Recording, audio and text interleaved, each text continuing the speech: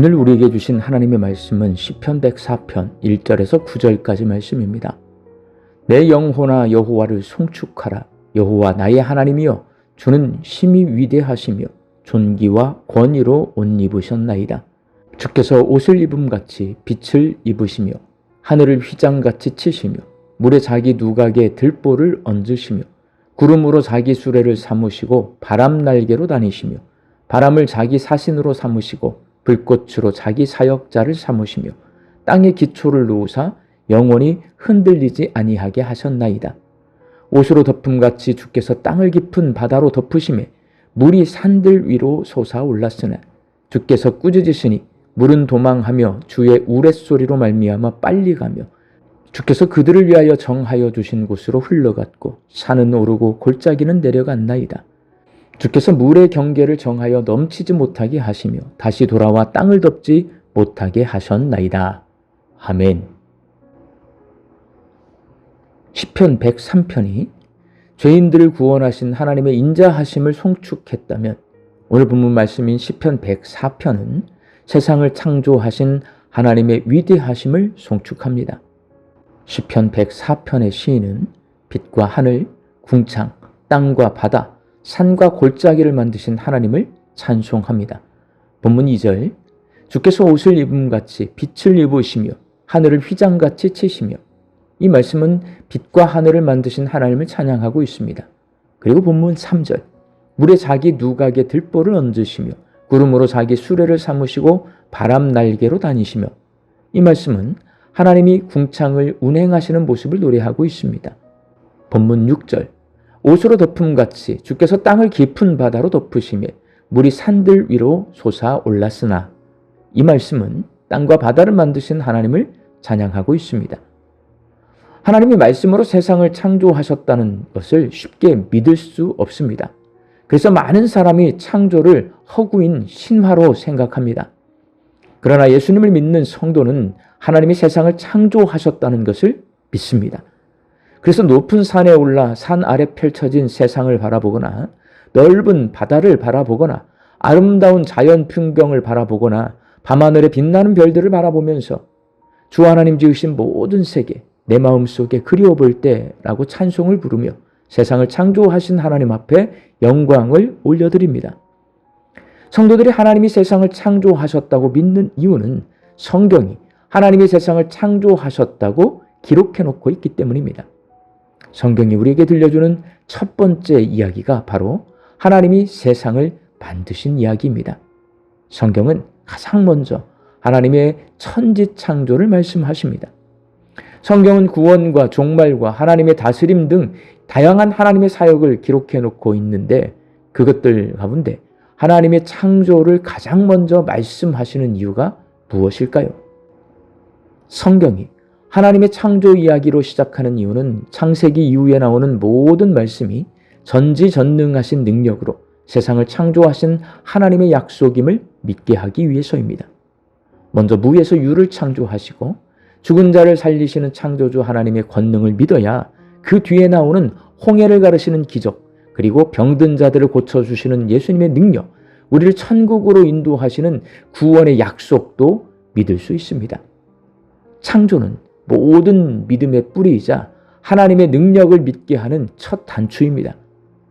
창세기는 하나님의 존재를 증명하려 애쓰지 않고 대초에 하나님이 천지를 창조하시니라 라고 선포하며 시작합니다.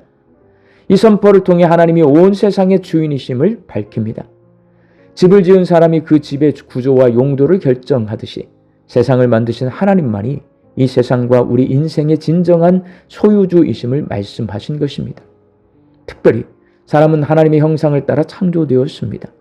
자식이 부모를 닮듯이 우리는 하나님을 닮은 존재입니다. 자녀가 도움이 필요할 때만 부모를 찾는 것이 아니라 나를 태어나게 해주신 분이고 내 근원이기 때문에 부모를 찾아 공경하고 섬기듯이 사람도 하나님이 나의 근원이요 뿌리고 나의 주권자이심을 알고 그 하나님 앞에 설 수 있도록 성경은 가장 먼저 하나님이 세상을 창조하셨다고 선포하며 시작합니다. 그리고 하나님과 사람, 사람과 사람, 사람과 천지 만물의 관계는 이 창조신앙 안에서만 올바르게 정의될 수 있습니다. 창조신앙은 사람이 우연히 태어난 존재가 아니라 하나님의 뜻과 계획에 의해 지음받은 특별한 존재이고, 천지만물은 사람이 정복하고 극복할 대상이 아니라 창조주 하나님을 대신해서 돌봐야 할 것들임을 알 수 있습니다. 이렇게 하나님은 자신을 창조주로 먼저 소개하심으로 우리가 아무런 목적 없이 이 땅에 던져진 존재가 아니라 세상의 주인이신 하나님의 뜻과 계획을 이루기 위한 존재로 태어났고, 하나님의 뜻과 계획을 이루며 살 때 우리 인생이 행복할 수 있다는 것을 말씀해 주십니다. 사람의 불행은 창조주이신 하나님과의 관계가 깨진 데서부터 시작됩니다. 성경은 하나님의 창조를 가장 먼저 말씀하시므로 하나님과의 관계가 깨져서 죄인이 되어버린 사람이 돌아가야 할 곳이 어디인지를 명확히 알려주십니다. 죄인은 자복하고 회개하며 창조주이신 하나님 앞으로 돌아가 그 깨진 관계를 회복해야 합니다. 만일 창조가 없다면 타락도 없고, 타락이 없다면 구원도 없습니다. 성경은 창조, 타락, 구원, 거듭남의 순서로 기록되어 있습니다. 하나님께서 세상을 만드신 분이시기에 망가진 세상을 고쳐서 구원하시고 새롭게 하실 권리와 의무가 있음을 성경은 보여줍니다. 세상을 만드신 하나님이 끝까지 세상을 책임지신다는 그러한 말씀입니다. 창조주이시기에 우리를 포기하지 않으시고 십자가의 은혜로 다시 회복시키는 것입니다. 사랑하는 광주 양림교회 성도 여러분, 창조신앙은 단순히 하나님이 세상을 만드셨다는 것을 지식적으로 아는 것이 아닙니다. 하나님이 내 인생의 주인이시다라는 것을 받아들이고 믿고 고백하는 것입니다. 나는 하나님께 지음받은 존재입니다. 그러니 내 인생의 주인이 하나님이심을 믿어야 합니다. 내가 주인 되어 살던 자리에서 내려와 주인이신 하나님께 속한 종이 되어 하나님 말씀에 순종하며 살아야 합니다. 사람은 하나님 뜻대로 살 때에 가장 행복한 존재가 될 수 있습니다. 우리는 우연히 이 땅에 던져진 존재가 아닙니다. 하나님의 설계와 뜨거운 사랑 안에서 태어난 목적 있는 존재입니다.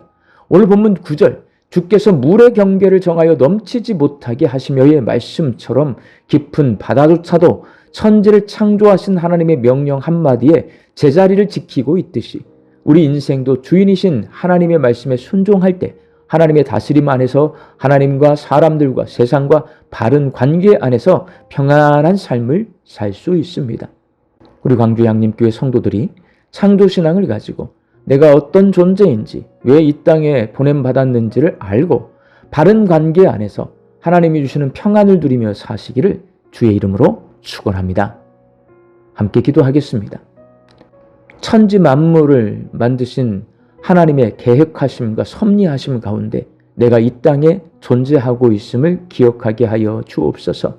창조신앙을 가지고 하나님과 바른 관계를 회복하고 사람들과의 관계를 회복하고 천지 만물과의 관계를 회복할 때에 평안을 누리며 살 수 있게 하여 주옵소서. 오늘도 말씀 듣고 세상을 향해 나아갑니다. 우리 광주 양림교회 성도들 이 하루도 하나님 주시는 일용할 양식을 거두며 자족과 감사함으로 살게 하여 주옵소서. 흩어져 살고 있는 내 가족과 자녀들이 하나님이 온 세상을 지으시고 나를 지으셨다는 창조신앙을 가지고 하나님과의 바른 관계 속에서 평안을 누리며 살게 하여 주옵소서. 육신이 연약해서 낫기를 간구하는 환우들을 불쌍히 여겨주시옵소서. 치유의 능력으로 회복시켜 주시옵소서. 오랜 시간 침상에 누워 계시는 장기 환우들과 어르신들이 천국 소망 붙들고 오늘 이 하루를 살게 하여 주옵시며 애쓰고 힘써서 돌보는 가족들 위해 새 힘을 더하여 주옵소서. 예수님의 이름으로 기도하옵나이다. 아멘.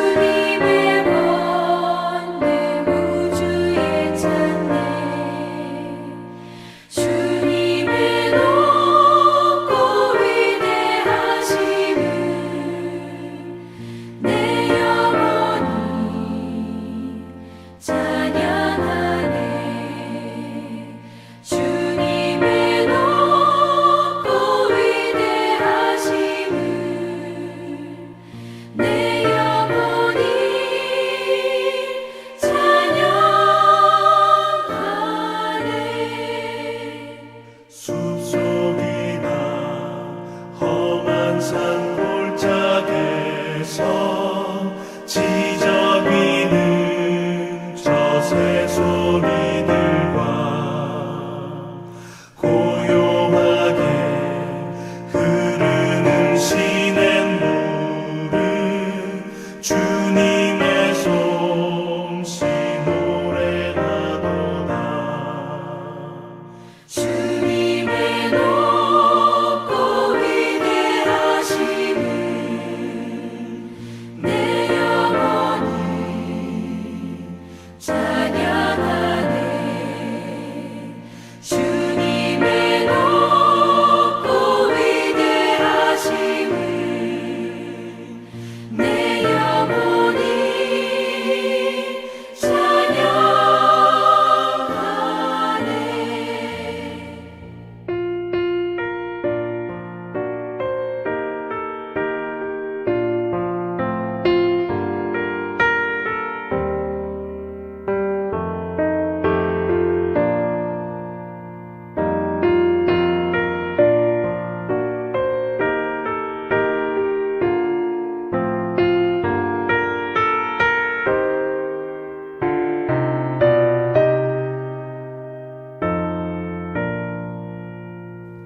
주 하나님 독생자 아낌없이 우리를 위해 보내주셨네.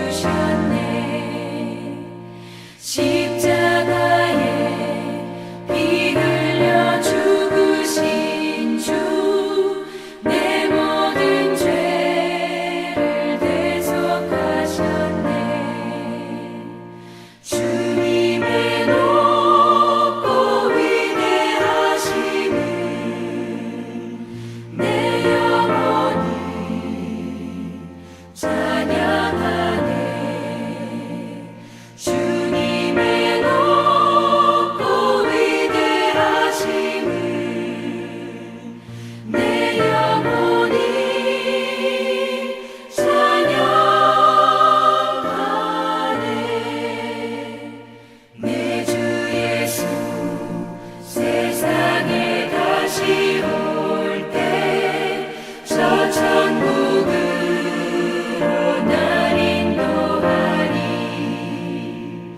나 겸손히 엎드려 경배하며 영원히 주를 찬양하리라. 주님의 높고 위대하심을 내 영혼이 찬양하네.